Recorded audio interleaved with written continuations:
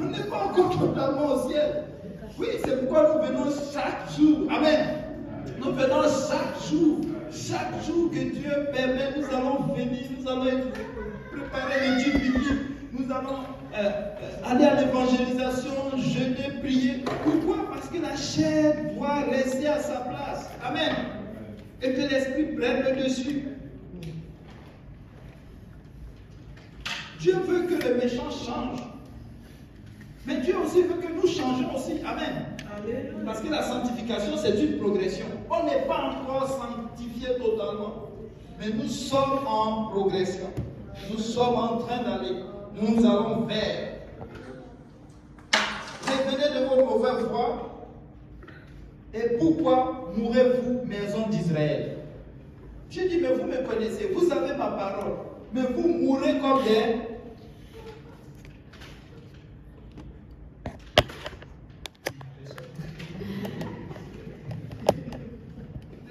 des gens meurent comme s'ils n'avaient pas Dieu, comme s'ils n'avaient pas de solution.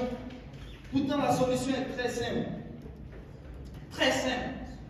Simple. Pourquoi? Parce que, vous savez, il n'y a pas longtemps de cela, je crois que c'est dimanche passé, pas ce dimanche, mais l'autre dimanche, on m'avait envoyé chercher une personne, n'est-ce pas, un contact. Et lorsque je suis allé la chercher en venant arriver là, vers l'église ici, la personne me dit, mais je passe tous les jours ici, mais je n'ai jamais vu l'église. J'ai dit, ah oui, mais tu sais c'est quoi? C'est comme ça Dieu. Tous les jours tu passes, il te regarde. Tu penses qu'il est loin, il te voit pas. Tu penses que c'est trop compliqué. Tu penses qu'il n'est pas. Non, c'est lui. Il est aussi saint, pas loin de toi. La personne a été remplie du Saint-Esprit. Amen.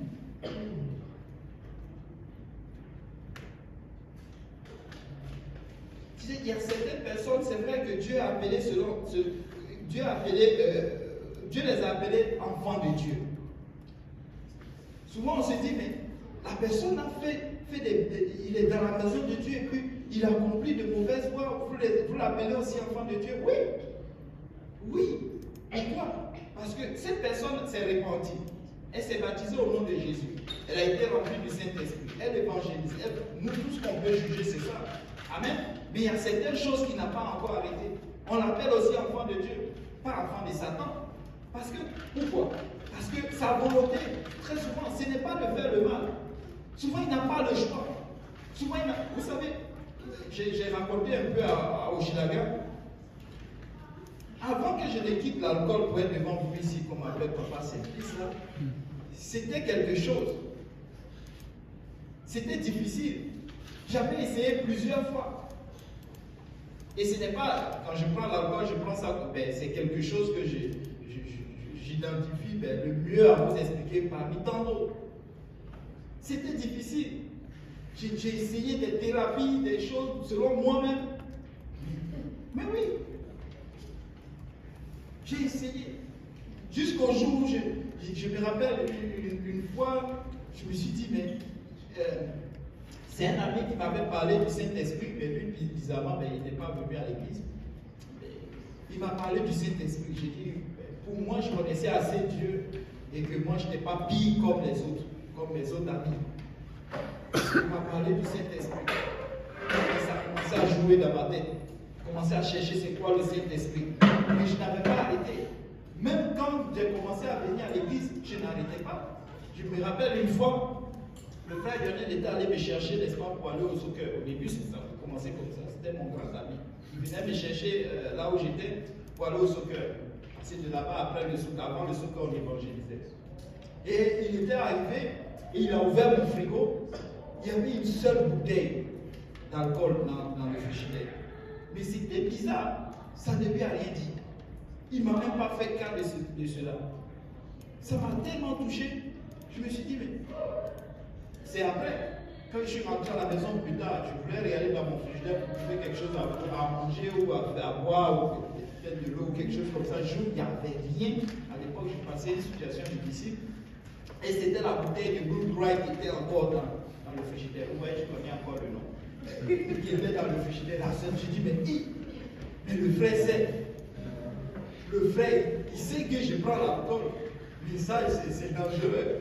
demain, le dimanche, je serai à l'église. Peut-être que les gens auront les yeux sur moi. Mais c'était la seule bouteille. Mais il n'a pas fait cas de ça. Vous voyez l'amour pour une multitude de péchés. Je ne sais pas s'il a vraiment vu ou que le Seigneur a voilé son visage. Je ne sais pas. Mais c'était la seule bouteille. C'était tellement évident de nous. Tu vois, mais bon. Et ça commençait. Ouais, des petites choses comme ça ont commencé vraiment à me toucher. Une chose encore que j'ai fait, c'est que j'ai décidé de ne plus acheter de l'alcool. Si mes amis m'invitent, là le péché se trouve de l'autre côté. C'est pas moi. Ah mais oui, hein. J'ai dit peut-être que ça va m'aider. Vous voyez la thérapie que j'essayais? Oui. Si on m'invite. Mais aussi c'était difficile. Pourquoi? Parce que j'étais comme, tu sais, vous savez, quand on est dans le monde, surtout jeune, on a comme celui qui motive. Oui, on pourrait se réunir comme ça, bon, c'est moi qui suis le modérateur. Donc, vous voyez, le week-end, vers le vendredi comme ça, tout le monde va commencer à me chercher. Ils vont m'appeler. C'est quoi le programme? Oui, ça veut dire que quelque part, mon plan n'était pas bon. Parce que je serais toujours au centre.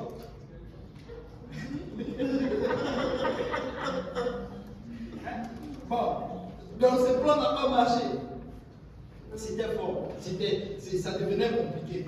Jusqu'au jour où j'ai croisé, n'est-ce pas, celle qui m'a amené à l'église. N'est-ce pas?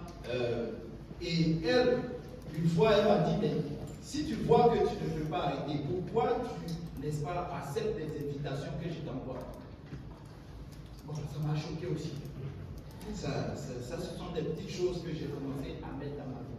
Donc je me suis dit, mais j'aime l'église, je vois les gens en train de vivre pour Dieu, et puis je vois quelqu'un qui, n'est-ce pas, a laissé sa vie, elle est en train de mettre. Si je vois la pratique de la parole, tu vois.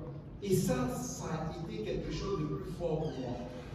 C'était ici quelqu'un était venu me prêcher, oh, sois baptisé, rempli du Saint-Esprit, et ceci, cela. Vous savez, il y a des personnes qui n'ont pas besoin de ça. Il y a des personnes qui ont envie de voir comment tu agis. Et je la voyais, n'est-ce pas, quand elle recevait son sacrifice, on travaillait à la même place. C'est bizarre, le Seigneur fait ces choses. Hein? J'étais allé chercher du travail, honnêtement, je suis allé chercher du travail. Et je l'ai croisé, et on allait. Et bizarrement, hein, on est dans le même travail, et c'est mon même collègue. J'ai dit, mais non, elle était mon collègue. Oui. Et tout, à un moment donné, j'ai commencé à voir tout ce qu'elle faisait. C'était incroyable. Mais elle répond à qui? Pourquoi elle fait ces choses? Ça a commencé à me faire beaucoup de choses dans ma tête. Comment elle arrive à faire cela? Pourquoi elle enlève la dîme? Parce que moi, mon enseignement que j'ai reçu, c'est que la dîme, c'est que tu prends une partie de ton argent et tu le donnes aux pauvres. Eh bien oui. Ou tu donnes à une œuvre caritative, une œuvre qui, n'est-ce pas, œuvre, n'est-ce pas, pour gagner des armes et toutes ces choses-là. Ça, c'est ce que j'avais reçu. Mais elle enlève, elle le met dans une enveloppe chaque fois qu'on est payé. J'ai commencé à voir cela et puis j'ai dit, mais je suis capable. Je suis capable. Je suis capable. Parce que cet argent que je faisais, je vous assure que je ne faisais rien avec. Après avoir payé ma maison, d'avoir payé les choses que j'avais besoin, le reste c'était dans la loi. Amen. Et puis autre chose. Amen. Mais, bon, j'ai commencé à voir ce qu'elle faisait. On a commencé à fréquenter l'église. J'ai commencé à voir des gens qui s'habillaient. Ils s'habillaient en costume. Et toutes ces choses-là, je dis, mais il y a quelque chose qui change. Il y a quelque chose dans leur vie que je veux avoir. Amen. C'est pourquoi il ne faut pas arrêter d'inviter les gens à l'église. Il ne faut pas arriver, il faut pas arrêter. Et quand tu invites quelqu'un à l'église, on peut identifier celui qui parle trop. Vous l'enlevez de là. Vous le mettez quelque part d'autre. Parce que la personne a besoin de recevoir du Seigneur. Amen. Et ça va rentrer. Je dis, quand j'étais arrivé au début, j'étais au service anglophone. Et je m'asseyais devant. Là où maman venait s'asseoir, mais de l'autre côté, au beau milieu, là, on venait toujours s'asseoir là. Et je la suivais. Et ça produit l'effet que vous voyez aujourd'hui. Amen. Et c'est très important. Paul dit, tous ceux qui sont conduits par l'Esprit de Dieu sont enfants de Dieu. Car l'Esprit que vous avez reçu n'est pas un esprit qui vous rend esclave et vous remplit encore de peur. Amen. Donc, vous voyez, quand j'ai commencé à venir au Seigneur, pour moi, je croyais que mon ancienne vie, c'était difficile à quitter. J'avais changé. Et effectivement, ça a commencé à produire de l'effet. Pourquoi? Parce que certains amis m'ont appelé, ils me disent, mais quelle est ton affaire? On ne comprend plus. Tu ne bois plus. Tu nous as conduits dans l'alcool, maintenant tu nous abandonnes. Ça m'a choqué.